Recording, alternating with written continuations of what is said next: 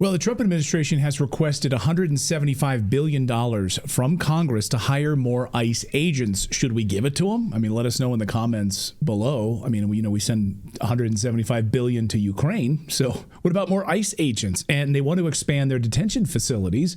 Trump's border czar, Tom Homan, stated that ICE cannot increase deportations without additional funding. Meanwhile, Houston police are looking for this guy. Here's a scumbag, Carlos Jose Aya Morales, this animal accused of groping a young Houston girl last week. He was let out early. But here's the thing. Houston police now says that this illegal has a long history of similar crimes dating back to 2014. He was released to ICE on February 22nd, 2024. And look at here, some like Ring doorbell footage of this guy going after a little girl. Disgusting. And the Biden administration basically let him go.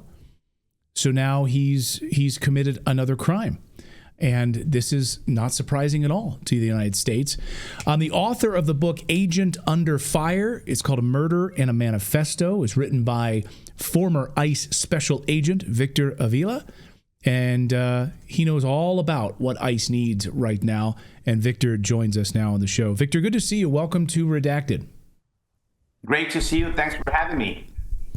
So does ICE need $175 billion to do its job?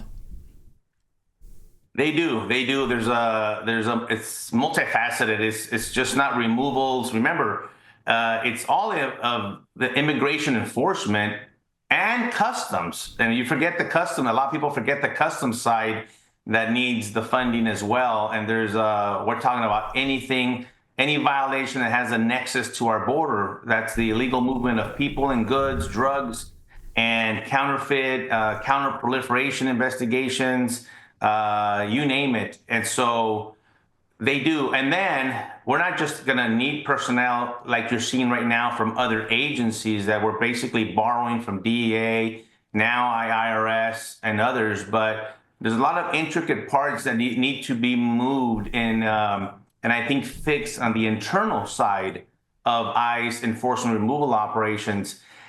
In the last 2 decades or so, probably even longer than that, the processing of an individual that's here illegally has just become so cumbersome that it used to be simple processing, get this person out, let's go. And they started adding provisions and add this information. And that is, before you know it, it takes, 2-3 hours or even longer sometimes to process one individual. And I mean process out for deportation or removal. Not all of them are deportations. Most of them, as a matter of fact, are removals. So that's one aspect, the enforcement, the equipment, and the going out to the street, which you've been seeing in the news lately. The other part is the bed space and the facilities that need to be built. We have some space, and they're creating some as we speak, but we're going to need a lot more. What President Trump is asking for is you got to have the bed space before you even make contact with the body, because where are you going to put the body if a county jail is not going to accept them because they're full? So there's a lot of moving parts here that come together. And yes, of course, the budget and the funding is one of those. Well, nobody wants to see us treating these immigrants like animals and putting them in a dog cell, not with no food, no shower, nothing like that, right? So we do want to have the ability to treat them humanely. A pro-immigration group called American Immigration Council estimated last year, when they were trying to scare us about this, that a mass deportation would cost at least $315 billion. But in 2023, the migrant crisis cost $150 billion just to maintain it. So that money would be made back in 2 years. That's an opportunity cost, wouldn't you say? So how do you explain that to people who are against deportations? Yeah, you got to give them both sides, right? You got to give them, first of all, the economic impact in our economy from illegal immigration. And it's huge. And the 3 major ones that I cite all the time, it's the criminal justice system, huge one, the healthcare system, and the education system. I live in Texas, and Texas alone is paying billions with a B of dollars to educate illegal alien children in our state. And that just amounts, when you start adding state after state, But I agree with you. This is humanitarian. And I just want the administration to do what the prior administration did. They allowed millions of people to come here illegally, and they did it humanitarianly and with compassionate. I want to do it the same way. I want to do it with compassion, humanitarian, except it's going to be the other way out, back to their home country. And we can do that. The difference is that not a lot of them want to leave, especially the criminal aliens and Tren de Aragua and gang members and cartel members. By the way, there's a lot of cartel members that are also illegal aliens. And so they need to be captured, and they're not going to go down easy, and they're not going to just give themselves up like we're used to seeing. And then the fight that's happening on the other side with the cartels, something's about to happen there. Let me tell you, they right now, the border's literally shut down for them, and they're desperately wanting to move the fentanyl and the people into our country. They still want to continue to do that, and it's become very difficult. And so something's got to give. Do you think there's gonna be a shooting match, that we're gonna go to war with the drug cartels? I mean, you see the videos coming out of Mexico. They are armed to the teeth. I mean, I tweeted about it yesterday. I mean, they're full armored vehicles, massive amounts of weapons. I mean, this isn't some little group. This is a massively armed. This is an army. It's a militia. It's a highly sophisticated networks. That's what they are. And thank you for referring to them, that they're not small gangs. And these guys have money. And because they have money, they have power, and they have the equipment. Now, if you want to make a comparison with the U.S. military, they absolutely stand no chance. But it doesn't mean that they don't fight. It doesn't mean that they can't shoot down one of our helicopters. They definitely have the capabilities to do that. But if they bring it on to the United States government and our military, I'm not going to go as far as saying there's going to be an all-out war, because I don't even think there'll be a one. I think we're just going to go out there and wipe them out if they attempt to do that. There's already shootings at our Border Patrol agents. That happens all the time. I think there's going to be a different type of escalation that is a direct result of what's happening right now. Does the Mexican government have any ability to join in this fight? Because I have family in Mexico. I know that law enforcement stands down when it comes to the cartels. So if something like this were to happen, Mexico does have an army. Do they have the ability and desire? Cojones? Yeah, the ganas. You know what I'm saying? To do something like this. So listen, I lived in Mexico. I worked there, and I'll tell you first, one side of it, the citizens of Mexico are fed up with this. They're sick and tired of the crime. They're sick and tired of the corruption.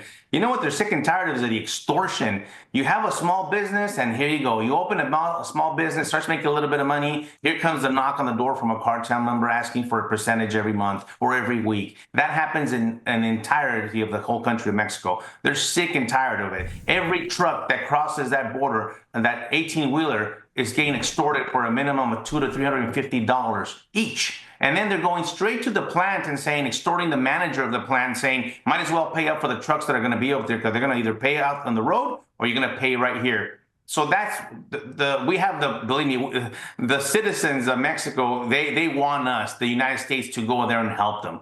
Now the government and the corruption of the government and the cartels and involvement and entanglement is a different story. You're gonna hear the Mexican government oppose. One of the things they love saying is, we're not gonna allow the United States to come here and violate our sovereignty, blah, blah, blah. I've heard it so many times. It's always our fault. We're the ones that use fentanyl. We're the ones that give them the firearm, all that. I've heard it many, many years in my career. But underneath that public persona they're gonna put up, I think they actually do want our help, but the separation between the government and the cartel right now is very difficult, because the cartels are running a parallel government in Mexico. Look at the war that's going on in Sonora on the other side of Arizona, and the other war on the other side of Texas, in Laredo, Texas, on a daily shootouts. You watch these videos, you think these shootouts are in Iraq, and they're not. They're right here next to us. So there has to be a cooperation. There is no other option. Mexico is going to have to say yes. Now, they've sent the 10,000 National Guards, Mexican National Guard, to the border. I'm not sure exactly where they're placing them, but I hope they put them mostly in New Mexico, Arizona, and California, because Texas is pretty fortified, let me tell you. Not only do we have the National Guard, we have the Border Patrol, we have Texas DPS troopers. we're pretty good. El Paso's still a hot area, so I wouldn't mind to see some there. But the Mexican National Guard, a lot of them are compromised. Not everyone. They have good soldiers too. But I get sent all these videos of them using drugs while they're on the line, and all these corruption type of videos, and that's unfortunately what you have to deal with Mexico. But the bottom line is they have to say yes, so we can go in there. And I'm not talking about going there with military intervention. Some might have to be to take out the super labs that where they make the fentanyl and the methamphetamine in Mexico, and we got to put a dent to these cartels. One is by taking their money. They're already declared FTOs, foreign terrorist organizations. So we're going to strip them of their assets, properties, money, whatever they have, bank accounts. But then we actually have to stop that supply and destroy these labs. And eventually, there's going to be violence. That's just the way it's going to happen. There's going to be violence because these guys have absolutely no regard for human life. They don't care whatsoever. Yeah. Former ICE Special Agent Victor Aviala, we appreciate you joining us from the great state of Texas today as we watch this happen and see if Congress actually approves this money. Maybe instead of sending the $200 billion to Ukraine, we could actually fund our own country and protect our own borders. Victor, great to see you today. Thanks so much. I appreciate you guys. Thank you.